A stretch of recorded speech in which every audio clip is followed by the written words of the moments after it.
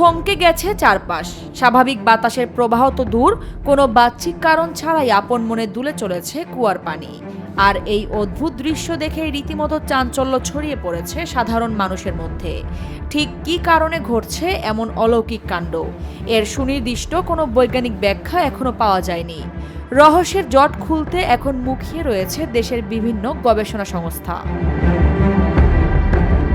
হঠাৎ করে কুয়ার পানি এমন আচমকা কেঁপে ওঠার পেছনে ঠিক কী রহস্য রয়েছে তা নিয়ে নিশ্চিত করে কিছু বলতে পারছেন না কেউ।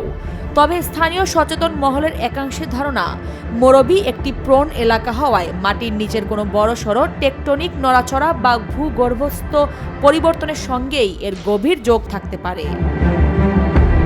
চাঞ্চল্যকর এই ঘটনাটি ঘটেছে ভারতের গুজরাটের মোরবি জেলার পারদা গ্রামের একটি 18 ফুট গভীর কুয়ায়। স্থানীয় সূত্রে জানা গেছে, এর দুদিন আগেও হুবহু একই কাণ্ড ঘটেছিল।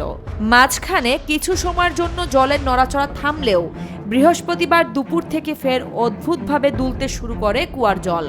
এরপর থেকে পুরো এলাকায় শুরু হয় ব্যাপক হইচই ও জল্পনা কল্পনা।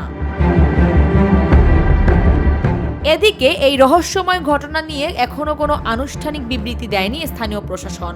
তবে প্রকৃত সত্য উদ্ঘাটনে এখন বিশেষজ্ঞদের শরণাপন্ন হয়েছেন গ্রামবাসী।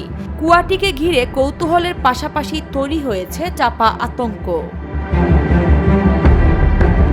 পরিস্থিতির গুরুত্ব বুঝে বিষয়টি নিয়ে ইতিমধ্যেই কাজ শুরু করেছে দেশটির শীর্ষ ভূকম্পন গবেষণা ইনস্টিটিউট ISR।